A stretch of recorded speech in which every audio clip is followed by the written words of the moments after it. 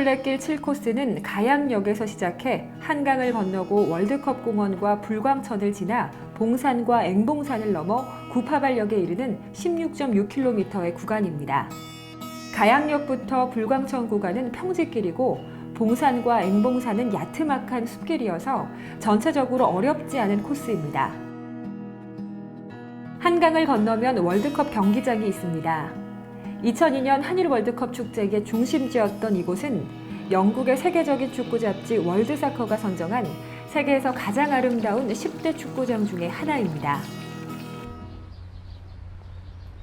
월드컵 경기장을 지나 불광천으로 접어듭니다.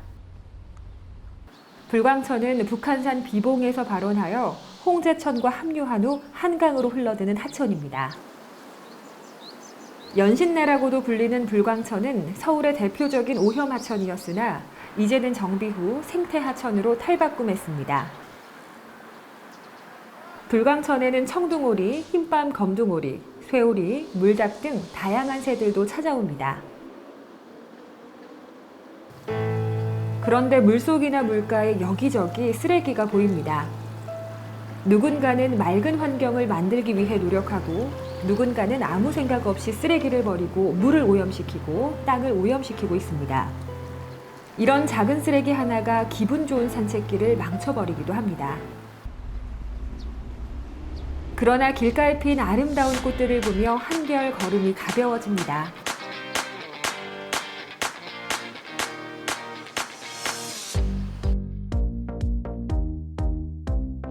서울 둘레길은 불광천을 따라 걷다가 증산역 근처에서 봉산 쪽으로 방향을 바꾸게 됩니다.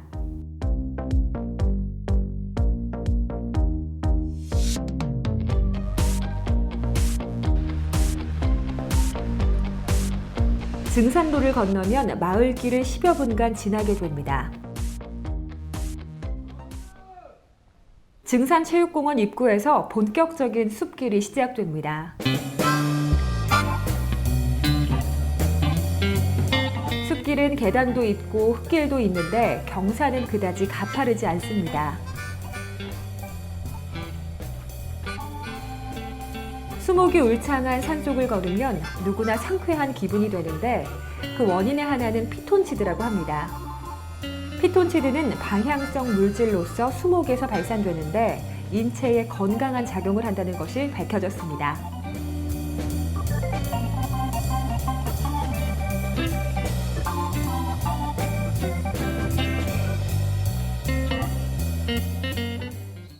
봉산에는 생태경관 보전지역이 있습니다. 이곳은 팥 모양과 같은 배가 열리는 팥배나무 군락지가 있습니다. 팥배나무는 우리나라가 원산으로 꽃도 뱃꽃과 비슷합니다. 봉산 생태경관 보전지역은 서울에서 보기 드문 5,000평방미터의 대규모 군락지를 이루고 있습니다. 익으면 붉은색으로 변하는 열매는 겨울철 작은 새들의 먹이가 됩니다.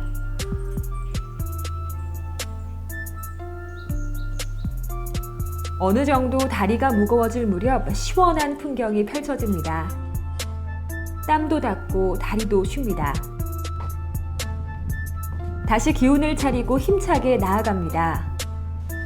그런데 눈에 띄는 빈 생수통 하나, 자연의 페트병을 버리는 것은 잠깐이지만 이것이 분해되는 데는 수백 년이 걸립니다. 이제 높이 209m의 봉사대 정상에 다다릅니다. 봉산은 봉수대가 있다고 해서 봉산이라고 부릅니다. 예전에는 남북으로 길게 뻗은 산줄기가 봉황이 날개를 편 모습과 같다고 해서 봉산이라고 불렸다고 합니다. 봉산 봉수대는 평안도에서 오는 신호를 남산 봉수대에 보내주는 마지막 봉수대였습니다. 봉산 봉수대는 고려 말 봉수 제도에 따라 2개의 굴뚝으로 복원되었다고 합니다. 봉산정에 오르면 피곤한 몸도 쉬고 북한산을 비롯한 서울의 여러 산들과 서울 시내의 모습을 한눈에 볼 수 있습니다. 또한 이곳에서 보는 일출은 장관이라고 합니다.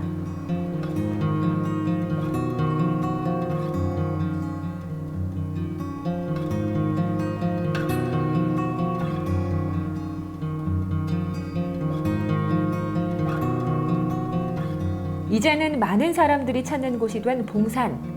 그런데 이곳을 찾는 사람들에게 도움을 주기 위한 여러 시설들이 훼손된 상태였습니다. 유래를 알려주는 간판은 글씨를 알아보기가 어렵습니다. 완전히 훼손돼서 무슨 간판인지도 모를 것도 있습니다. 좀 더 세심한 시설 관리가 필요해 보입니다. 봉수대를 지나 앵봉산으로 향하다 잠시 방향을 틀어봅니다.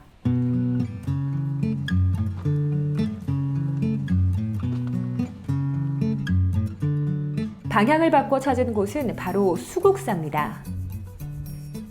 수국사는 세조의 아들인 의경세자의 명복을 빌기 위한 원찰로 시작됐습니다.